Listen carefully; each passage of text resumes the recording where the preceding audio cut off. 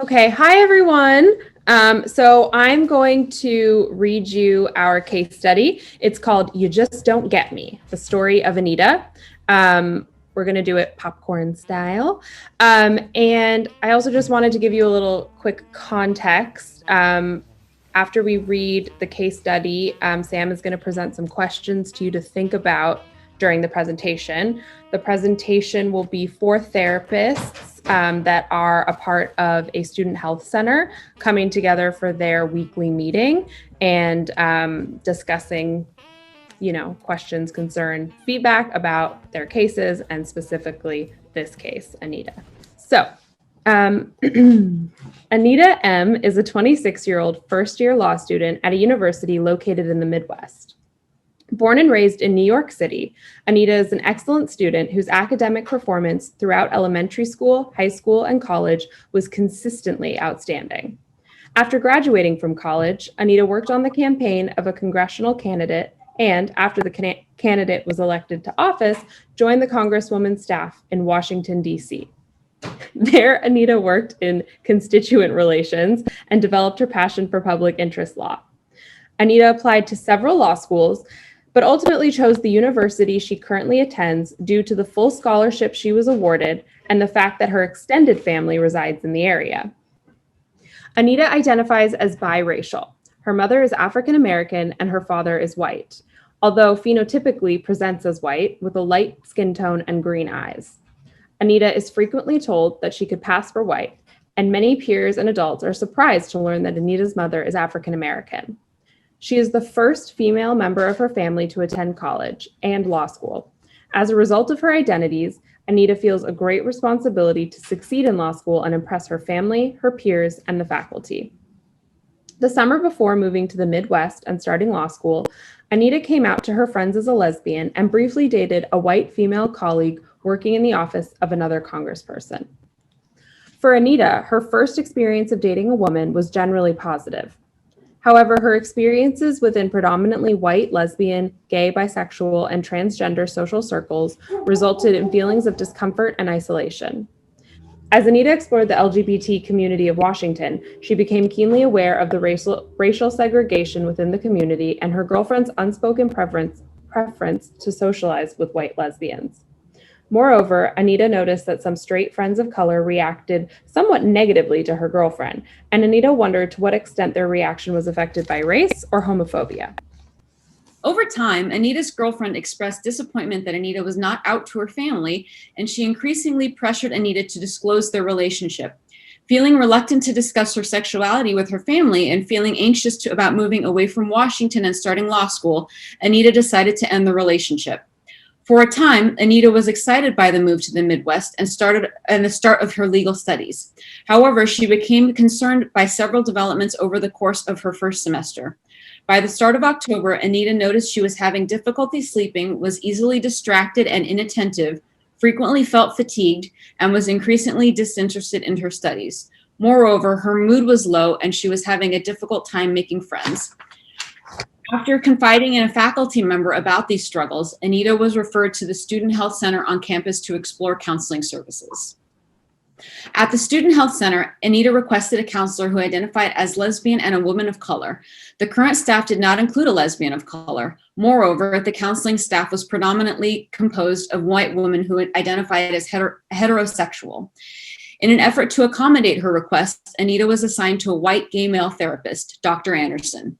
During the intake session, Anita minimized her concerns as well as her symptomology, explaining, "I am okay. I think I'm just trying to adjust."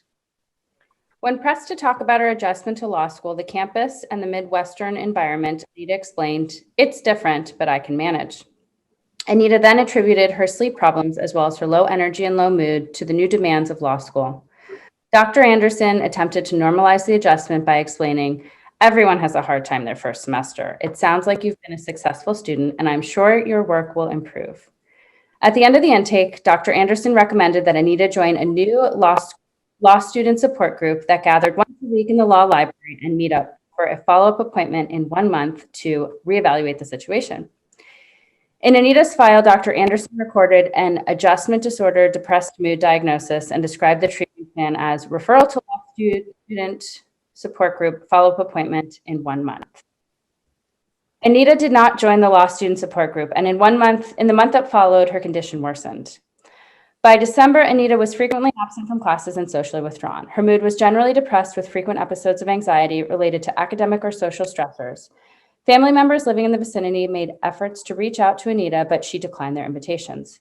Anita's alcohol consumption increased significantly, and she increasingly worried that her decision to attend law school was a mistake. She missed her friends in Washington and her family in New York City. When she considered the impending final exams, her breathing became labored and she felt a tightness in her chest. Reluctantly, Anita returned for her follow-up appointment with Dr. Anderson and explained that she was thinking of dropping out of law school.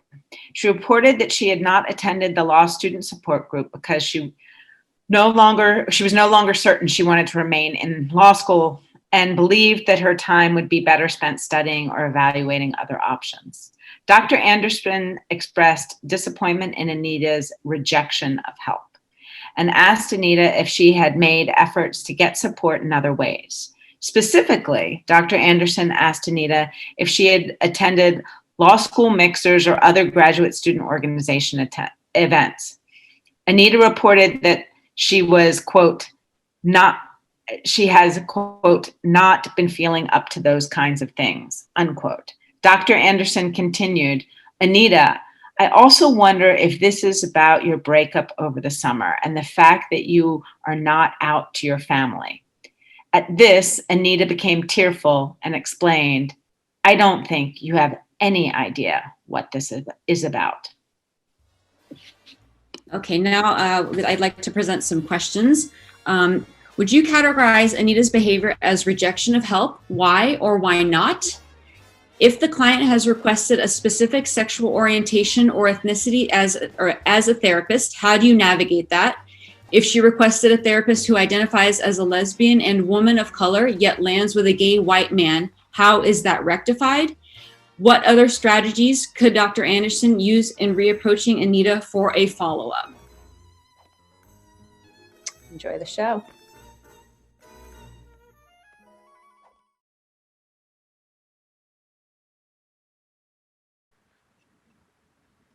Dr. Anderson, welcome. Thanks for gracing us. Sorry, guys. My plumbing, like the plumber's here, the sink is backed up. It's been a crazy morning. Sounds like it. Yeah. All right. So, well, now we can get to it. I basically just wanted to, our weekly check-in, make sure that everyone is feeling good, feeling prepared for the following week. I wanted to know, I know we've had a few new cases in the last month or two, new students joining us at the center. So I just wanted to see if there were any questions, concerns, if we needed some feedback, if you had any feedback for me, from the students. well, I don't know about you guys, but it has been a crazy semester. And, it's like, if it's not one thing, it's the other. And I have a case I need some help with. There's a law student who came in about a month ago, showing signs of being depressed, and has been completely resistant to my help. During our last appointment, she kind of even stormed out. I mean, it was so uncomfortable. And there's a real disconnect. Like, she really seems to think that I have no idea what's going on with her. I don't know. I don't want to take up too much of anybody's time. I mean, does anybody else have a case they need going? No, go on. This sounds interesting. Yeah, please. A little bit more about it.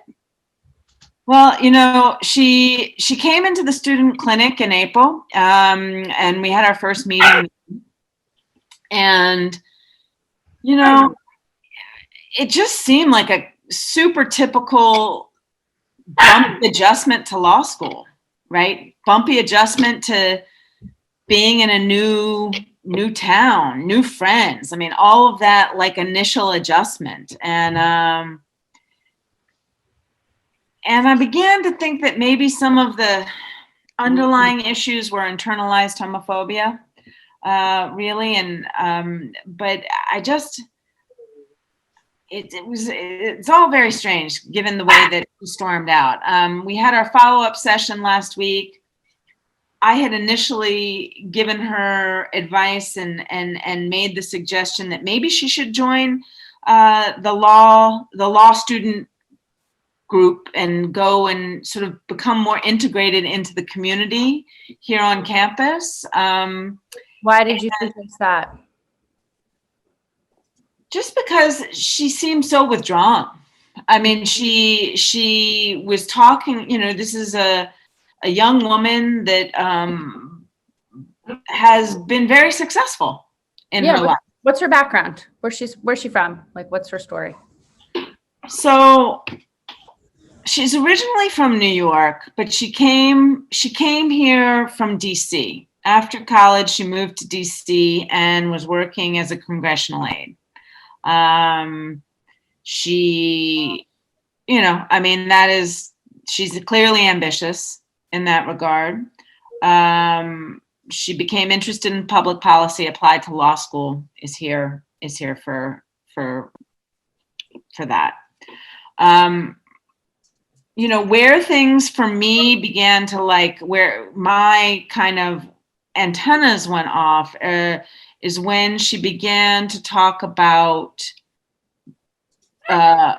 she has just come out of as a lesbian. In the last year that she was in DC, she had her first girlfriend, and they broke up before she came here, but it just seems like there's a lot of new adjustments happening. But when she came back last week, she's not doing well. She's even thinking about dropping out of the program. Oh no. Yeah.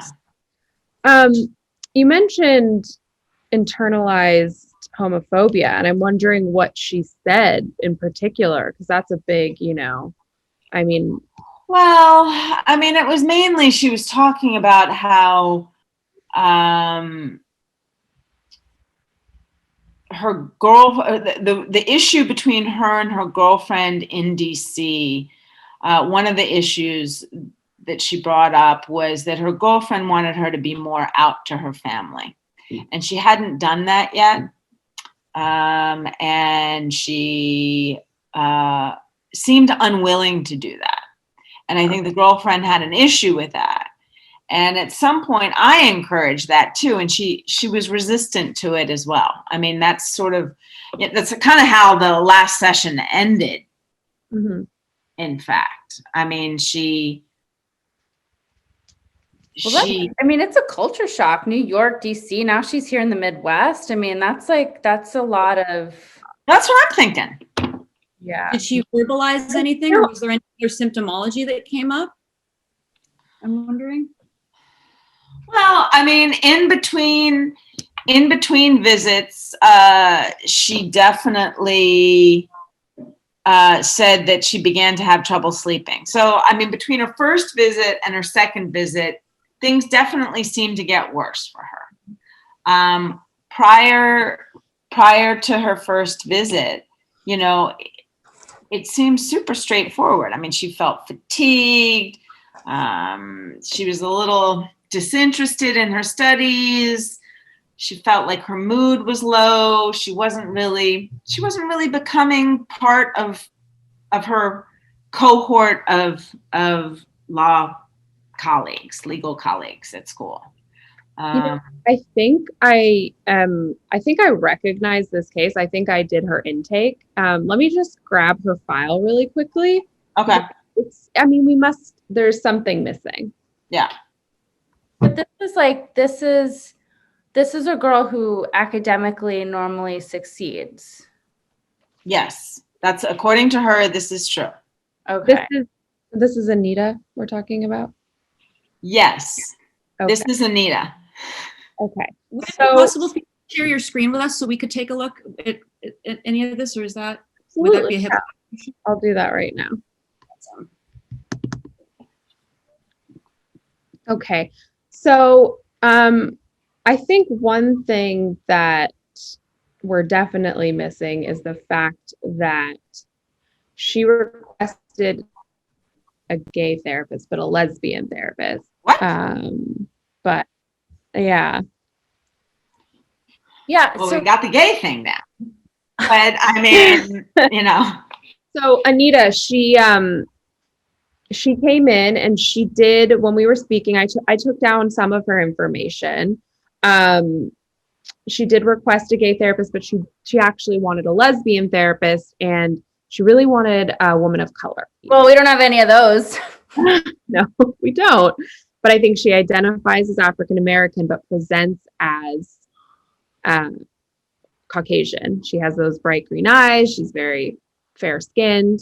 I know it's probably what? Yeah. What would be the way to deal with this in our clinic, guys? How should we deal with this? What would be the best way to deal with a situation like this? Would we touch on this during the session? Would we not? What would be best? Well, I think we need to first just kind of go over some more of her background information. Did you ask her? I mean, I can tell you a few things, but did you ask her about where she came from? Not because it sounds like you maybe went in at an angle of like, oh, well, she has all these accomplishments. She's done so well academically, but did you go in at all? Yeah, I mean, like, I didn't really dig deep because it seemed so obvious, right? And she was talking about her ex-girlfriend, and that seemed like it was a thing. And New York, Washington, a lesbian. And he's here, and like I just was like, and recent breakup, like that's sort of how it all seemed to kind of unfold. I've actually met Anita as well at like really? Yeah, there was like a student union gathering for like, it was a BIPOC student union meeting, and she was there and she kind of shared a little bit about her story. And she did talk about how she identifies as biracial, and she's like passed all of her life, and that's been a big struggle. Passed? Well, I mean, like obviously, because I didn't get that at all. I mean, I thought she's as white as me. Well, it's like you pass, Sometimes, honey. Between us girls, Between us girls. I'm wondering I'm wondering if that could be something that possibly could be an issue of countertransference for you, that passing for you could be something that could, passing for you and passing for her, if that could be something that perhaps that dovetailed for you with her. Well, I have to say, I mean, like I did not see. Yeah, and given everything that's happened this spring, like obviously as a woman of color, she's gonna have a lot going on with that, and I mean we all have had a lot going on, but like, it's been frustrating because I feel like we had a pretty great first session, and and it just seemed clear, and I gave her some suggestions, and then when she came back for the second session, it's like she was rejecting my help altogether. Like she didn't take any of the suggestions that I had given to her. Well, what made the first session so great? Well, it wasn't great, but it was just seemed obvious, like it was clear. Well, you keep saying that. You keep saying that everything seemed so clear. From one session. And, we all know we've been doing this. You especially have been doing this a while. It's hard sometimes to tell from one session. We think we know, but we can't normalize everything. Not all these students are the same, and she is particularly different, and she feels she's particularly different. And you missed quite a bit. And it's like no blame assessment or judgment, but there was just like some things that were missed in the initial assessment, but she still came back. So, I mean, that says something, right? So she wasn't rejecting everything. No. When she called the student center, she sounded desperate. You know, she hasn't made this decision to leave law school because I don't think from what it sounds like that's what she actually wants. But she just doesn't know what to do. You know, she really, she wanted someone to help her. She wanted someone to help sort out these feelings. She did mention that she was having trouble adjusting. I will say she is a scholarship student. She's on a full ride. So though she came from New York and Washington, I feel like maybe there were assumptions of her background that you didn't really go into. You didn't ask her about her family.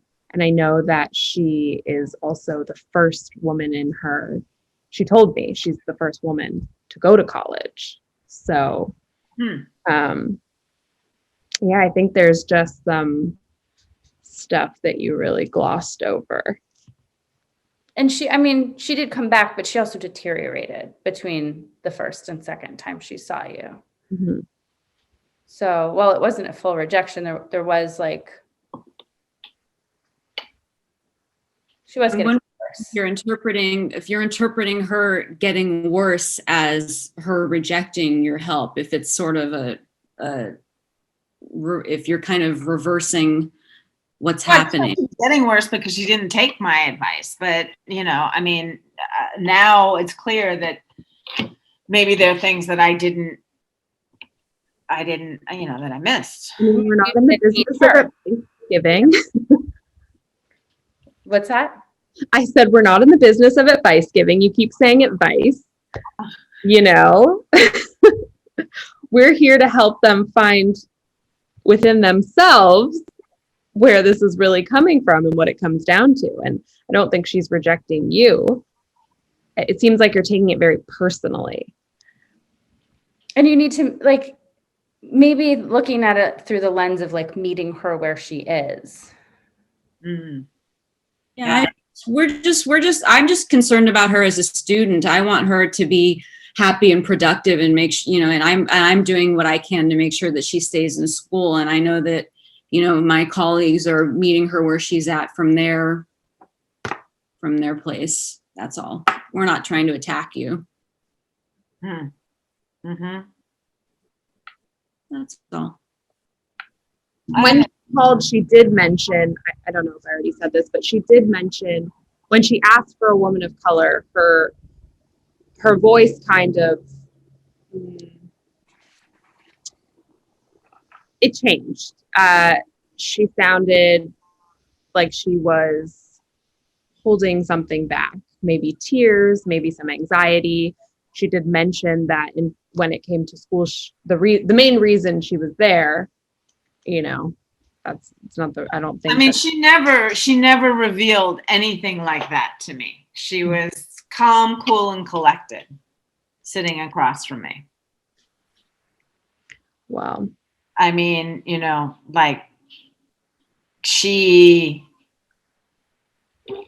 successes that she's had into this time, she was floating on those coattails as far as, you know, I mean, like really in that space. Like she was not super forthcoming. I mean, if you were safe to, did you provide a safe space for her to be forthcoming?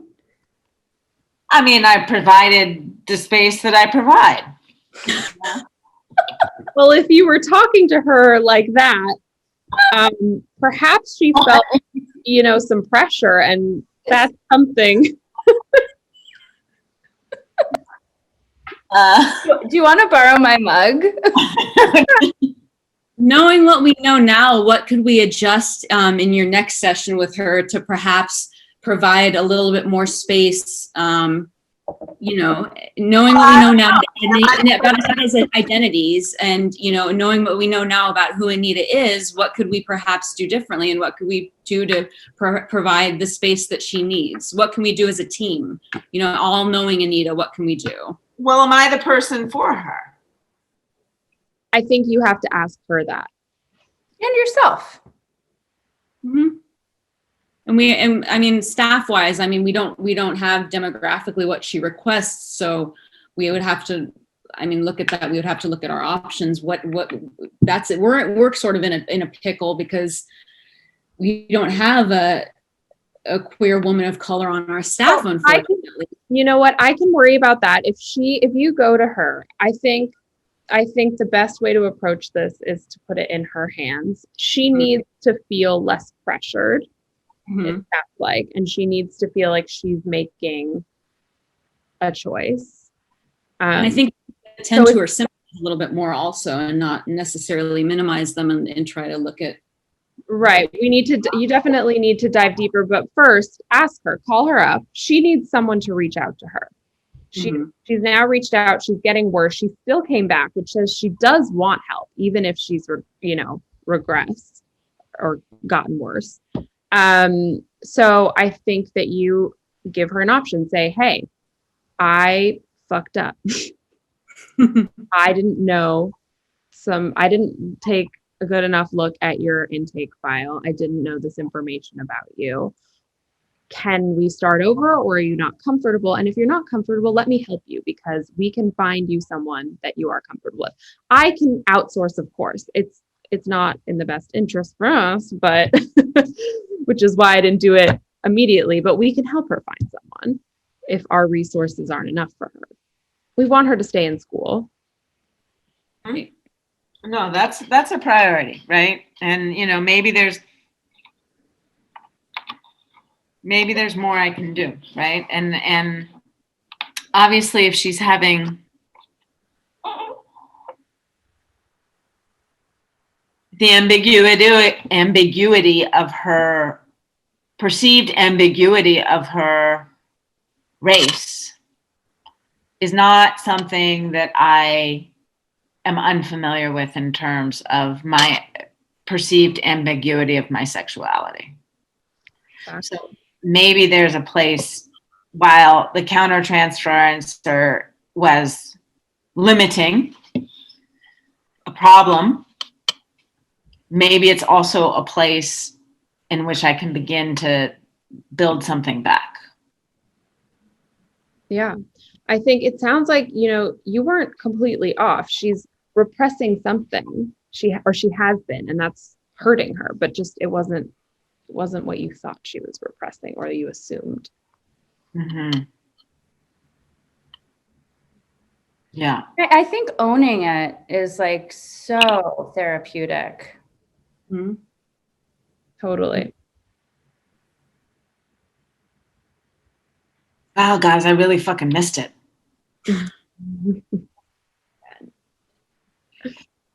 Happens to the best of us, Anderson. Even you. Even me. Yeah. So can you do it? Well, I think I have to do it. I mean, I think we owe it to her, right? Totally. I owe it to her. Definitely. I mean, recognizing her, even if you don't work with her, just recognizing her, showing her that you see her is going to it's going to be so impactful. Right. Because that's what she's looking for. It sounds like, I mean, and if not, I mean, we'll figure it out, but it just sounds like she really needs to be identified. Yeah, no, I think you guys are right. She needs to be seen as a whole person, I think. We all do, obviously. That goes without saying. So how about you show up on time next week and tell us what happened? Because now I'll be waiting with bated breath. Yeah. So you'll call her up and you'll let me know how that goes. And if you continue to work with her, then, I think you need to explore the identity stuff in terms of race, and how culturally, the Midwest is different. It's different than New York. It's different than Washington, D.C. So. What, our student population? During some article that was written in the student paper last week, in the midst of all the protests, something crazy. I saw a stat like the law school is like 7% people of color. Oh. That sounds about right. And in terms of her diagnosis, are we gonna readjust that to provisional or just drop it altogether? Or I think I need to start over. She clearly has some, the depressive mood, like there's something going on there, but it might just be an episode that's very specific to these circumstances. It's not even necessarily an adjustment thing. That may play a part, but it's something deeper. It certainly needs to be looked at, but I think that to make it so concrete so early might have been jumping the gun, if I can say so. I'm sorry, Dr. Anderson, but that was just my opinion, if I may say so humbly. Well, I appreciate your opinion, Sam. And maybe some tailored anxiety techniques, something not so dismissive as, oh yeah, just go to that student group that she obviously didn't feel welcomed at, but something more specific to her once you find out more about her. But you have. She might need some medication to get her through this. Like she might, that might be a real possibility. And I mean, who knows? Basically, what you guys are saying is that I just should have done a more thorough job. Like I kind of glossed things over a little bit and need to go back and see if I can repair the damage, and then if we can sort it out. Mm-hmm. And if not, make sure to help her find a place that she can go. Yeah, she might need referrals, all of the above.